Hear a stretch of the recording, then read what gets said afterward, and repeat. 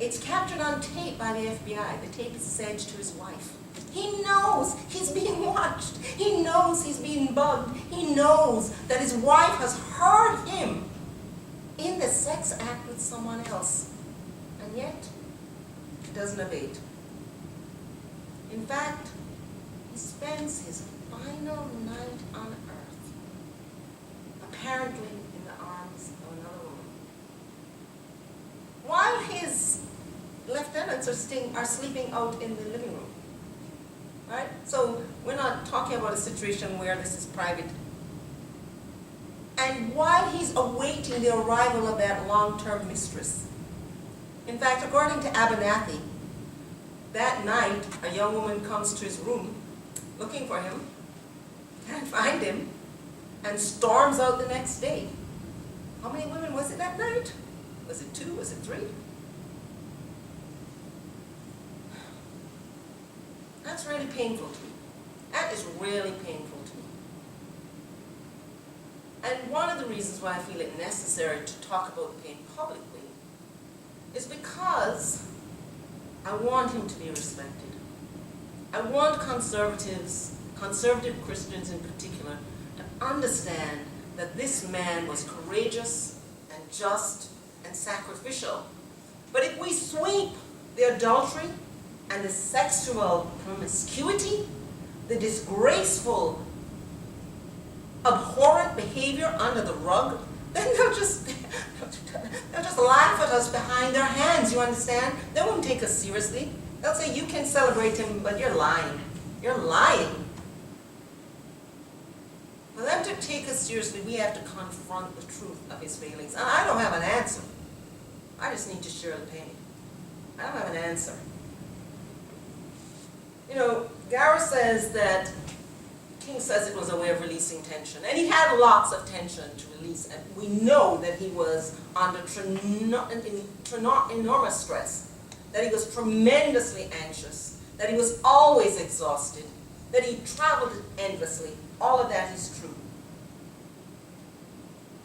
So we know that he's away from his wife for very long stretches. He's traveling probably 3 weeks out of the month. That also increases the pressure and the temptation. All of that is true. But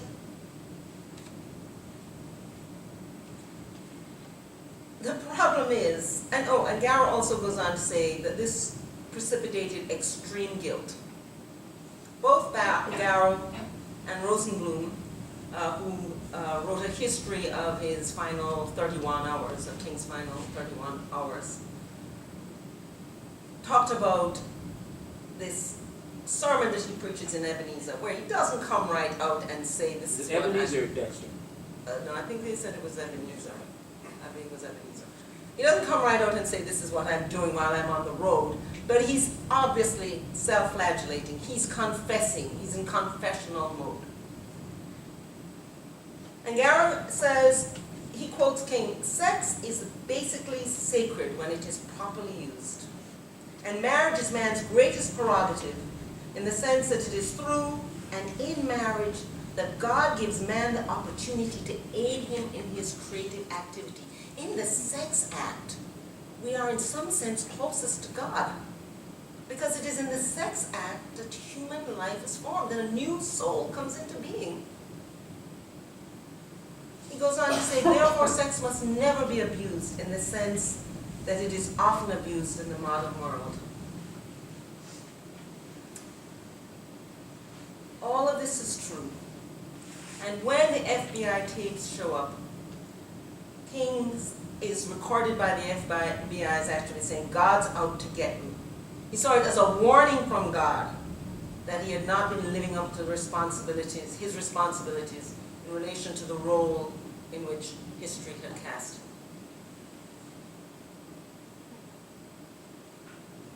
So he's a deeply conflicted man. You know, and if we admit that he was doing these things, we can begin to explore the kind of struggle that he had in the middle of what he was doing. What's interesting to me is that in Shelby and Terry's excellent book, to Make a New World, Terry and one of his co-authors writes about King and sexism. And they start by quoting, early in the piece, by quoting Septima Clark. Those men didn't have, she's talking about black preachers, not just King, didn't have any faith in women, none whatsoever. They just thought that women were sex symbols. Yet, in their subsequent discussion of King, there is not a word about the massive infidelity. There's no word about the hurt young woman who looks for him at 3 o'clock in the morning, finds his bed empty, and is hurt. She was doing the wrong thing, but my point is, King is inflicting pain. There's no word about the pain inflicted on his wife, who is lionized at the end of the piece. There's no word about, the fact that she essentially has to lie to herself and the public, saying that she never understood. Don't tell me that she was telling the truth. That she never understood what she was hearing on that FBI tape, and that she doubted that it was King. That she didn't know about all this infidelity, which was whispered about among civil rights activists. No word. I mean, they're up there defending women's rights, but is it only when a woman is raped that she's hurt? When she's betrayed? I mean, is it only physical damage that counts? When she's betrayed and emotionally raped, that doesn't matter? We don't have to defend women there? Even if she was complicit? I mean, it's okay for her to get drunk, and women have the right to say no at any point, and men should observe it. It's okay for a woman to get drunk, and then the man is guilty of rape, but if she consents to sex and then he emotionally rapes her, that isn't worth a single word in the entire chapter.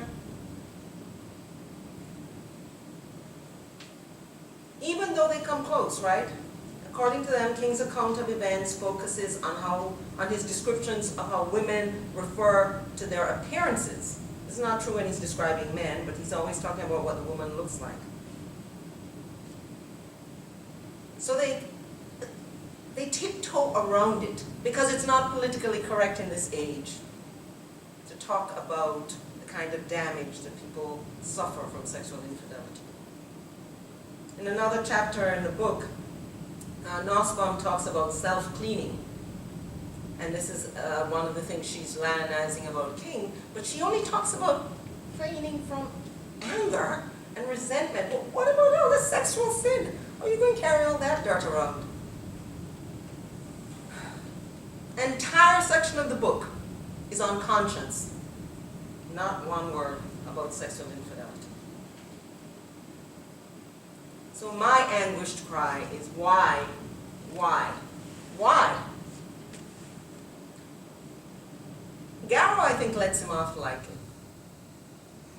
I mean, he does at least tell the truth that it happened, and provide some evidence, but he kind of says all this constant travel, so the tension, the pressure, the distance from the wife, and it's also exacerbated by King's own sexism. Because of the role he pushes his wife into, Coretta into. She's not allowed to participate fully in the movement. She's forced to stay home with the children. Now, had they shared that more equally, they would have been understandable. He wouldn't have been away from her so much.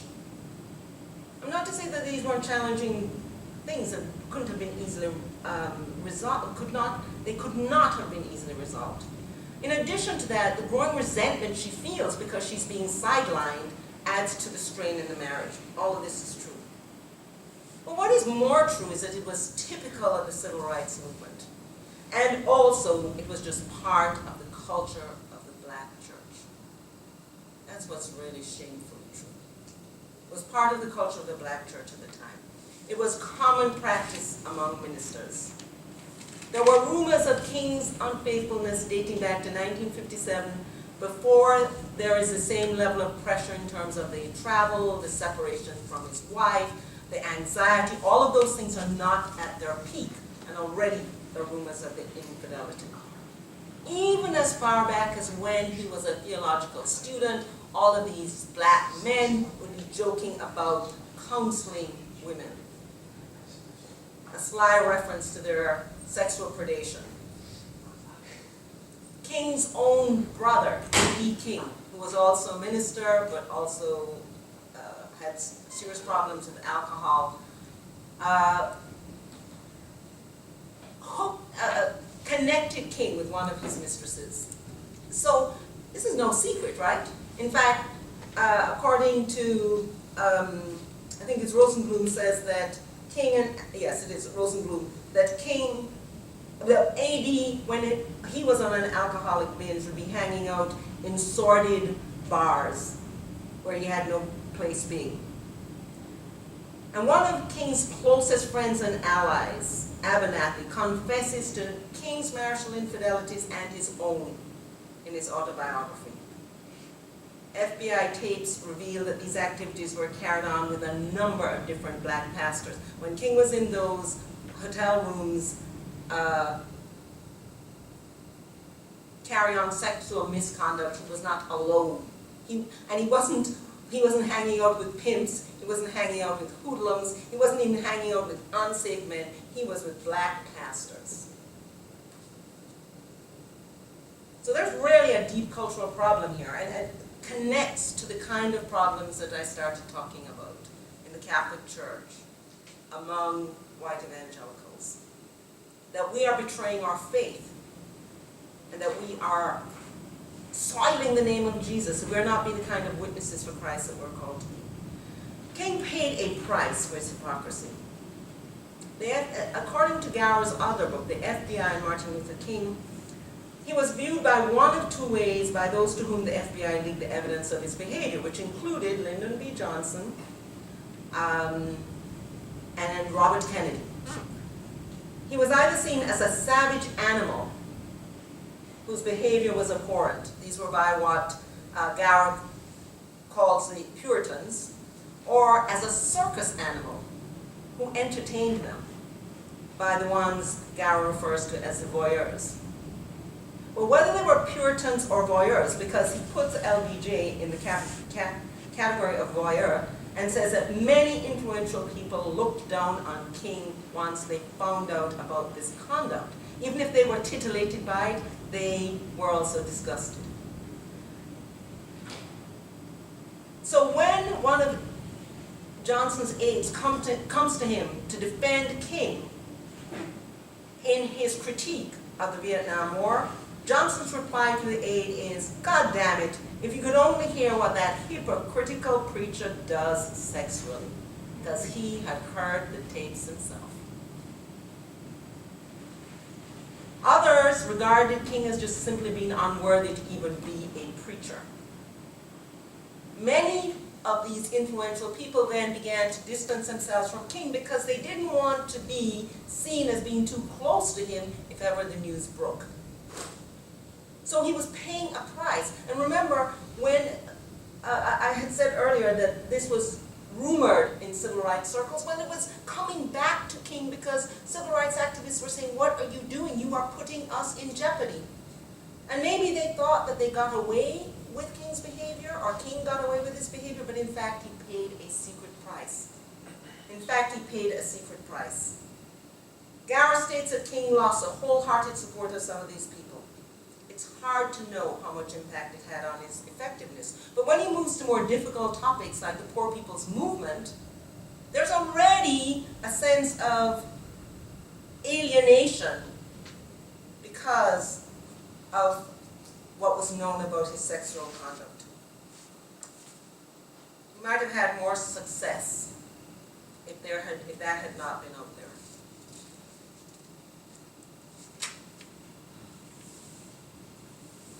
I do think God called this man, that he worked sacrificially.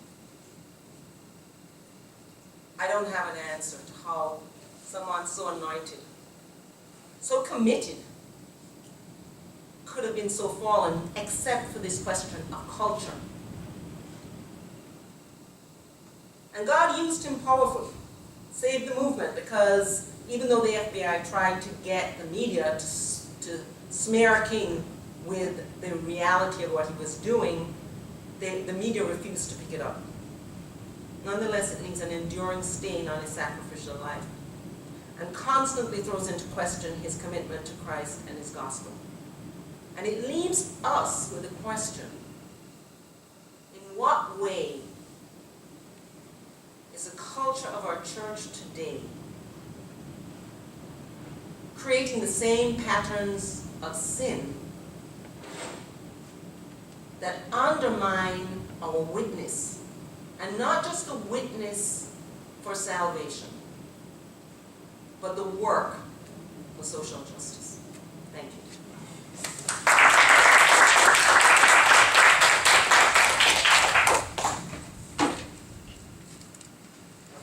I think we were supposed to have adjourned 5 minutes ago, so let's take 2 or 3 quick questions if there are any. Yes. Hi. So I just want to begin by thanking you for your presentation.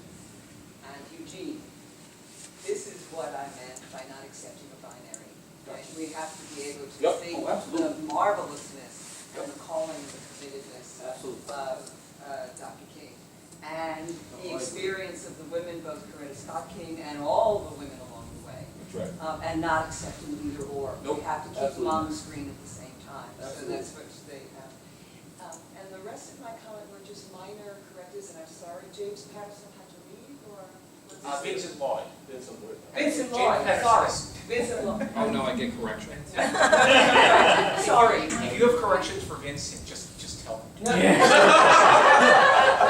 Tell them to the rest of us. Yeah, sorry, I misspoke. I apologize. But I just want to share them with the group very quickly when someone can take over.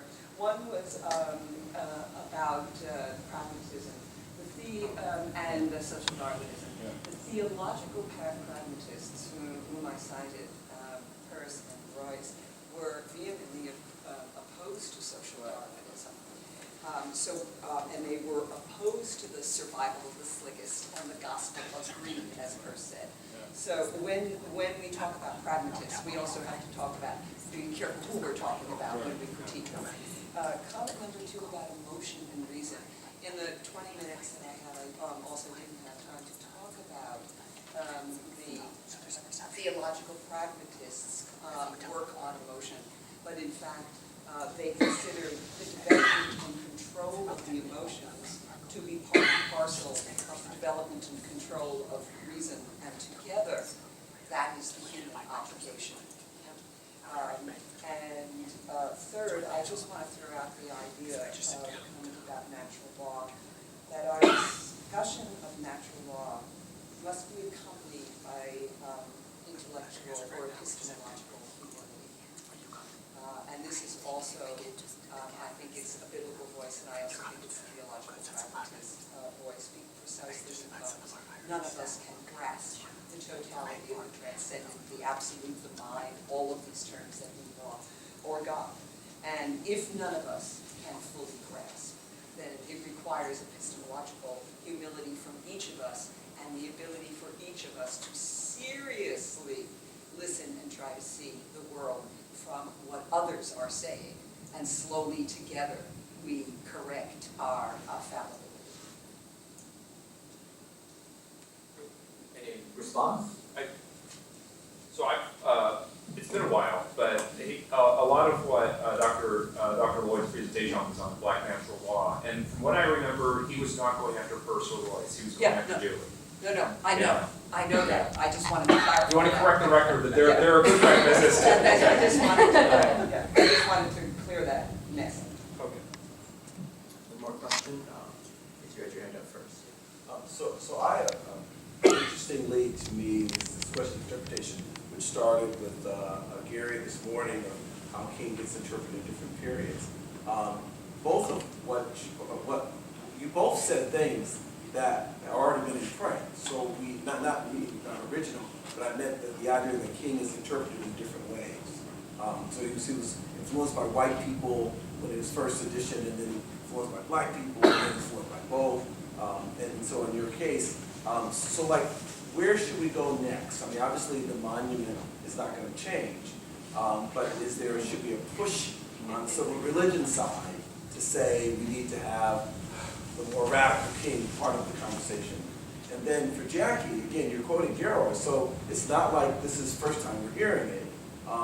So what is the interpretation the one that Marcia is saying, that we need to always say both at the same time? Is that the goal that we're looking for?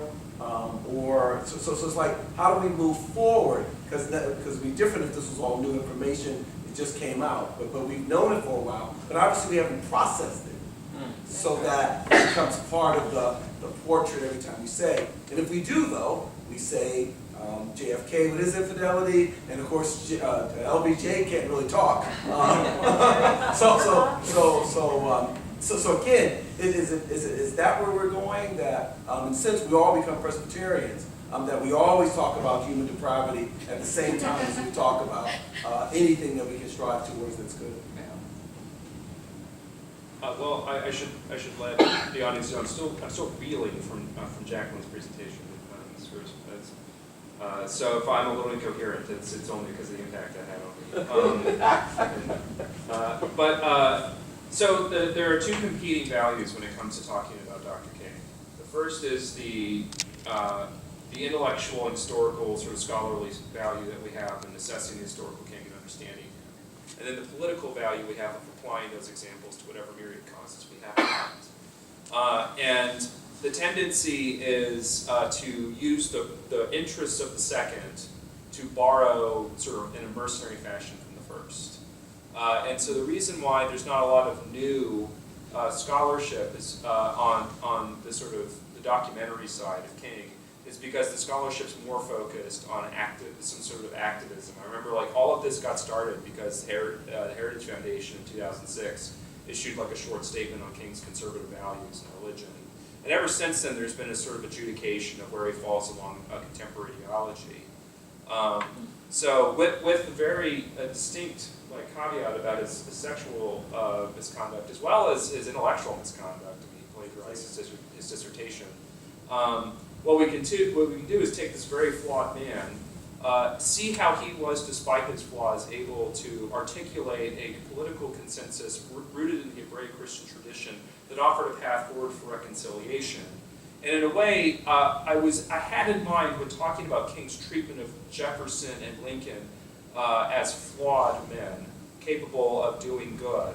I also was thinking that King understood himself to be one of those two. That's why he would not like being the stone of hope, right? And so he knew what he was doing. And so the way to answer this question with respect to the civil religion is, and this is, you don't have to agree with this version, but the way that I always wanted the King Monument to work was rather than having this enormous man, that's sort of out of scale, is instead the King Monument could have been like just people on the mall walking the way they did to the Lincoln Memorial. So King would be in with the other people who marched, and you could know who those people were. You would sort of encounter these statues if you walked the path that they walked together. You could see just ordinary people carrying the signs. You could just see like, a guy just getting off work in his overalls, and what that would tell us is that King was the sort of moral leader of the nation, but it was also a nation to lead, and we could see them, and they could see and understand and have the moral and sort of spiritual maturity to appreciate that King was a man just like them, and was desperately in need of divine grace in order to receive reconciliation with our Lord. So I think that I don't think every single presentation needs to explore King's sexual misconduct or intellectual misconduct. But there's been an outpouring just this year about King, and this just seems to be missing. Nobody seems to engage it. As I said, if you look at To Build a New World, I think that there are probably 20 chapters in the book. And there's one specifically devoted to women. There's a whole section devoted to conscience. And there's not a word of this. It weighs on me, precisely because I hear in my mind the white conservative laughing behind his hand. or to our faces, saying, "Psh, that's your leader?" Whereas I think if we engage it, you know, forgive the personal reference, but the Newsweek did a story on my husband. And I said to him, you need to put all of your skeletons out there now. Put them out there now. Don't have this glowing, wet kiss of a peace, and then the backlash. Oh, really? Well, did you know? And that's what I'm trying, I mean, I'm And she didn't finish the story. Let's just get it clear. And he did. No. And he did. And I did. And he did. And so, there are two things going on here, right? On one hand, I want to put King's skeletons out there and say, but despite that, he was truly a man of faith. Despite that, he knew that Jesus reigned. Despite that, he gave his life. I want to be able to say, yes, I know what you're thinking. Those things are true, but that's not the bottom line. Okay? And secondly, I just want to grapple with it personally. I've been standing up and lionizing King, along with everyone else, and I just thought, this is a place where I can bare my heart. We have time for one more question, but before we do that, I want to announce that we have a special dinner afterwards for our speakers that we made reservations for and have paid for 20 people. We have 11 who are going. So we literally have room for space for everyone in this room. If you want to come to dinner for us, which is already paid for. So we invite you to join us at the Hotel Lombardy. The reception, I think, is at 5:30. The dinner is at 6. So we can all march over there in unison. And it isn't What's the practice of the statute? We march together, Catholics, Jews, and Protestants. That's right. And we will. So please, so we have two questions, but if they're both brief. So Josh first. Yes, so you spoke. I'm sorry, Josh behind you. Okay. We'll go ahead to Josh. I'm actually haunted by what Catherine said, and it's curious to me that we live in a world, and I loved your comment about Presbyterianism. We live in a world where if there's any impurity, then it's complete impurity. Right. And so it's either we live only with Good Friday, where everything is impure and everything gets thrown out, or it has to be the Easter Sunday of complete purity. And it seems to me the Christian answer is we always live somewhere between Good Friday and Easter Sunday. And that's the problem. So that's the ground that has to be reclaimed. And if you do reclaim that, then we can look at the full picture and say, yet glory be to God, notwithstanding this man's failures. Amen. And other Josh. You've spoken about this, Mark, in terms of the political crisis that you the Reverend has mentioned. We've talked about the ideas of tribalism, of idolatry right now. You see, perhaps looking at maybe the evangelical advisors, right now in the White House. I'm curious how you see King speaking to these men, and because right now your focus of this presentation, this panel, seems to have been kind of let's have a full view of the truth, let's point us to a higher standard, and so what is lacking, perhaps at that national level, to kind of point us to a higher standard and do better on these issues? First. Okay. Let me get my thoughts together. Likewise. So, okay. Well, then let me just stutter a little bit until I. No. So one of the more infamous things that Jerry Falwell did as a pastor was he wrote a speech called "Ministers and Marchers," in which he speculated that Martin Luther King was a religious man, and speculated that he was a communist, and then